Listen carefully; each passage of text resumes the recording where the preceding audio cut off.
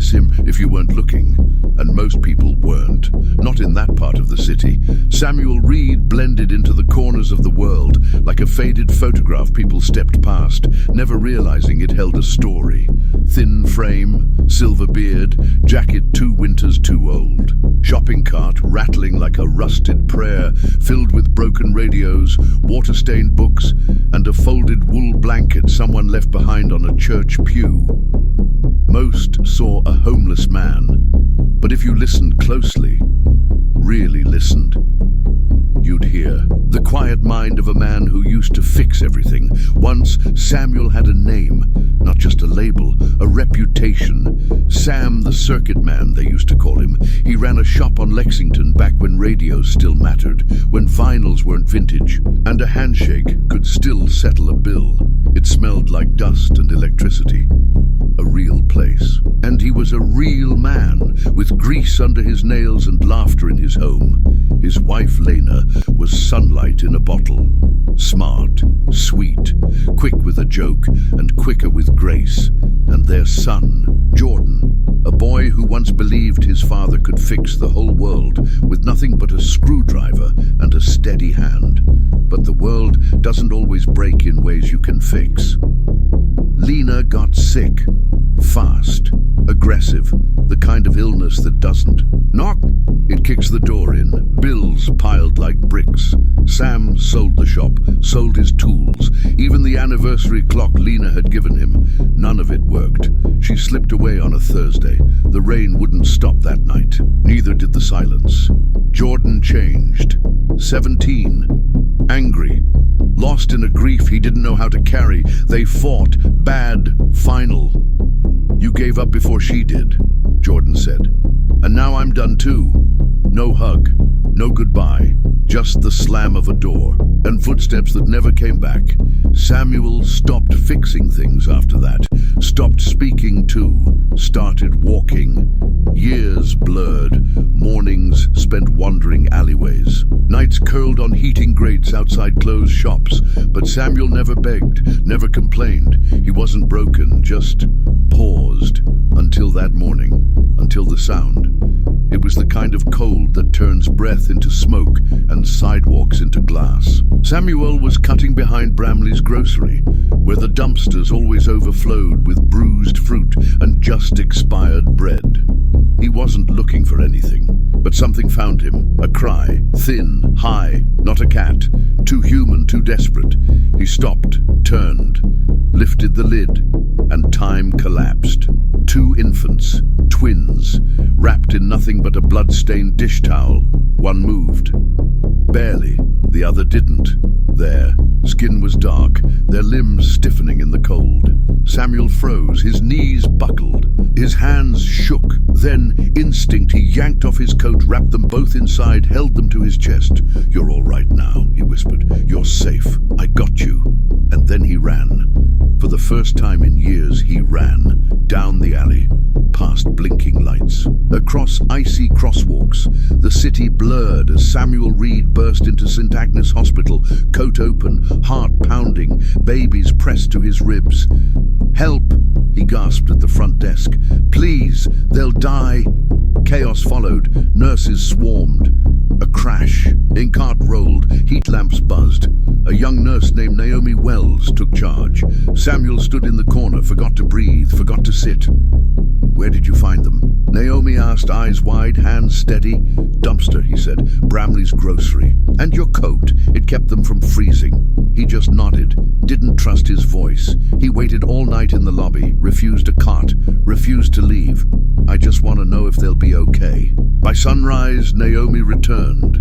"They made it," she said, beaming. "Both of them, a boy and a girl. We gave them temporary names, Isaac and Eliah, but they're strong." Samuel sat back, his whole body exhaling. He didn't know why they were left, didn't ask, but something had shifted, holding them. It had ignited something, a warmth he thought had died with Lena, a reason, a purpose. And in the days that followed, he came back. Every day, he stood at the nursery window like it was stained glass, watched Isaac stretch, watched Elia blink and wiggle. cookies, they'd talk about how Elia had a grip like a boxer, about how Isaac calmed down whenever music played. Samuel began to smile again. Not wide, but real, but joy he knew didn't stay long. Social services came, paperwork, foster care placements. "You saved them," Naomi whispered that night, "but you can't keep them. No home, no job, no legal standing." He understood, but understanding didn't mean it hurt less. He stood in the hallway as the twins were wheeled away. He didn't cry, not in front of Naomi, but his hands wouldn't stop shaking. She reached for him. "You gave them something no one else did. You stopped, you saw them." He didn't answer, just nodded once and walked back into the night. But Samuel Reed wasn't done, not by a long shot. He began fixing things again. Old radios, flashlights, busted bikes left on sidewalks. He gave them away, no charge, just a nod. He helped a blind woman tune her cane, taught a teenage boy how to fix a broken lamp. He didn't need recognition, just motion, just forward, and deep inside a whisper told him, "This story wasn't over. Please tell us where you are watching from." Time is cruel to the forgotten, but Samuel Reed had made peace with that. He now lived in a corner bed at Gracemont Shelter, a name that sounded more elegant than it felt. Peeling walls, lukewarm dinners, quiet men with loud memories. But Samuel had claimed a kind of quiet purpose in that place. He still fixed things, old flashlights, kids' toys, broken remotes. People would leave them near his cot, and he'd return them, mended, before sunrise. He never said much, but his work spoke louder than he ever did. Every November 11th, he'd walk to the alley behind Bramley's grocery.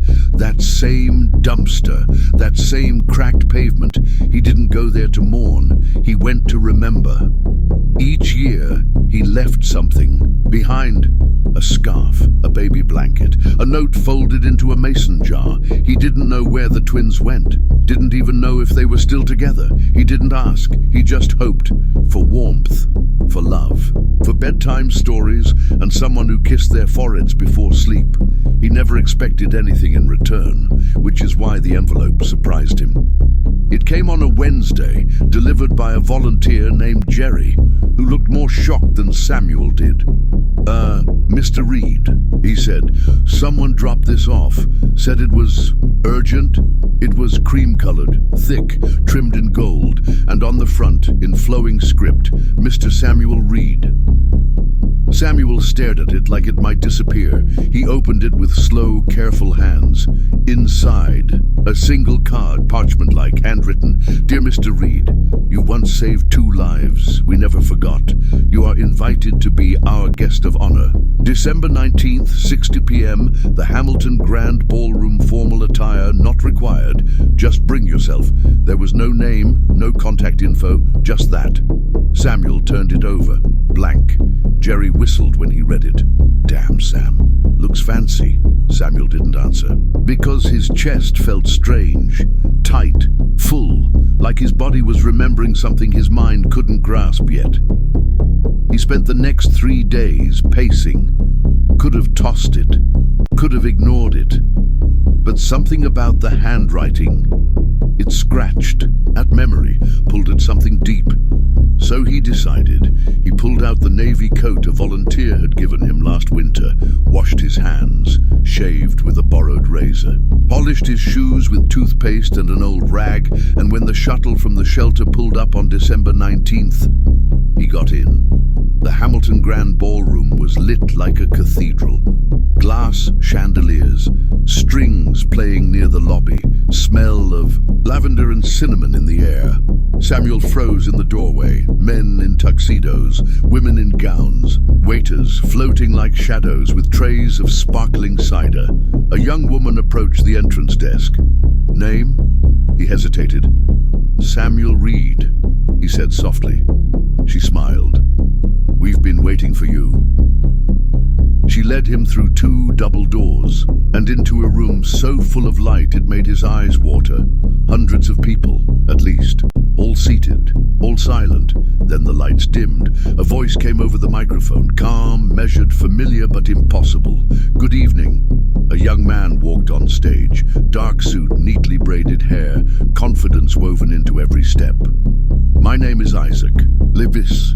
20 years ago, my sister and I were left to die behind a grocery store. We don't remember that day, but we remember the moment that followed. A second figure stepped out, taller, broader, suit sharp as thunderclouds, smile like sunlight. "My name is Elia Levis," she said, "and the man who saved us didn't wear a cape. He wore a threadbare coat and carried us through snow on broken knees." The audience was silent. No clinking glasses, no whispers, just stillness. He wasn't a doctor. He wasn't a hero. He was a man that most people overlooked, but not us. Elia's voice cracked. Isaac placed a hand on her back. "He gave us a chance, and tonight, we give it back." The spotlight shifted onto Samuel. His breath hitched. Someone helped him up, guided him forward while the room slowly rose to its feet. Applause. Soft at first, then thunderous. Samuel's eyes were glass. He walked like a man in a dream.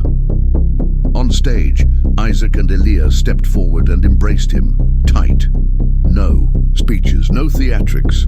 Just three lives reuniting without needing a single more word. The lights softened, the crowd quieted, and Samuel stood in a place he hadn't been in decades. Seen, not pitied, not labeled, just seen. Elia stepped forward, her voice trembling at first, but strong beneath it. This man, Samuel Reed, gave us warmth when the world left us cold, gave us safety when we were discarded, gave us life when he had nothing else to give. A screen lowered behind them, projecting a photograph. Two infants, wrapped in a green coat, Samuel's coat, his trembling hands barely holding them. "We don't remember that day," Isaac said, "but we've remembered him every day since." Elia smiled through tears. "Because of Samuel, I became a cardiac surgeon. And I," Isaac added, "am a structural engineer. I run a non-profit that builds safe housing for displaced families." Applause again, not performative, reverent, but Elia raised a hand. "But that's not why we brought you here." Another image filled the screen. A house, modest, charming, warm porch light glowing in the frame, a garden, a real roof.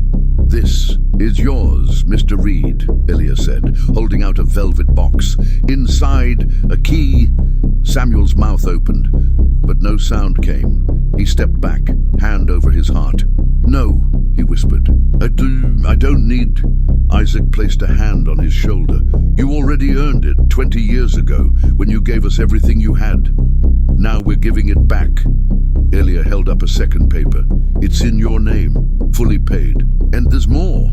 Isaac leaned in. "Monthly stipend, full medical care, and a workshop in the back stocked with every tool we could find, in case you ever want to fix things again." The room erupted. Samuel sank slowly into the chair placed behind him, hands shaking, eyes red, as applause wrapped around him like a second coat. He didn't speak. Couldn't. And he didn't need to. Because everything he ever wanted was right. There, not the house, not the tools, but them, alive, whole, grateful. The next morning, Samuel's name was in the headlines. Homeless man who saved 2 babies, reunited after 20 years. From trash to triumph, a life redeemed by kindness. He moved into the house 2 weeks later. The porch swing creaked softly when he sat. The garden would need work, he didn't mind. Kids from the neighborhood stopped by with radios and old toys. He fixed them on the bench outside, sunlight falling on his shoulders like a quiet blessing. And every Friday, Isaac and Elia came by, groceries in hand, stories ready. Sometimes they laughed, sometimes they said nothing at all, just sat. 3 souls, bound by a single act of mercy. One day Samuel asked them, "Why now? Why find me after all this time?" Isaac smiled, soft and steady, "Because you didn't wait for thanks. You just acted, when no one else did." Later that year, a package arrived. Inside, an old photograph. Samuel holding Isaac and Elia as newborns, a nurse in the background. On the back, Elia had written, "You didn't just save our lives, you gave them direction." He framed it, hung it by the door, so every time he left, he remembered he was never invisible, he was never broken, he was the beginning of something eternal. And on November 11th, he still visited Bramley's Alley. Only now, he didn't leave blankets, he left a folded note. "They found me, and I found myself again, because love, when given without condition, always finds its way home." The end.